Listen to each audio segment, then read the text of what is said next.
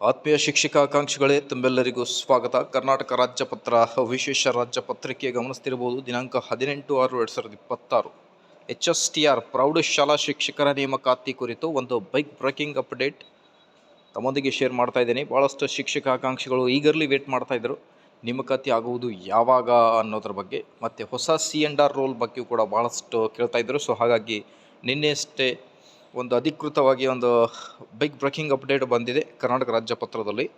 ಏನಿದೆ ಮಾಹಿತಿ ಅಂತ ಡೀಟೇಲ್ ಆಗಿ ನೋಡ್ತಾ ಬರೋಣ. ಇದರಲ್ಲಿ C&R ರೂಲ್ ಬಗ್ಗೆ ಡೀಟೇಲ್ ಇನ್ಫಾರ್ಮೇಷನ್ ನೀಡಿದ್ದಾರೆ ನೋಡಿ. ಎಷ್ಟು ಪರ್ಸೆಂಟನ್ನು ಕೌಂಟ್ ಮಾಡ್ತಾರೆ CET, ಅದರ ಜೊತೆಗೆ ಡಿಗ್ರಿ ಮತ್ತು ನಿಮ್ಮ B.Ed ಪರ್ಸಂಟೇಜನ್ನು ಸ್ಕ್ರೀನ್ ಮೇಲೆ ಗಮನಿಸ್ತಿರ್ಬೋದು. ಹೇಗೆ ಆ ಒಂದು ಮೆರಿಟ್ ಲಿಸ್ಟನ್ನು ಪ್ರಿಪರೇಷನನ್ನು ಮಾಡ್ತಾ ಇದ್ದಾರೆ ಅನ್ನೋದ್ರ ಬಗ್ಗೆ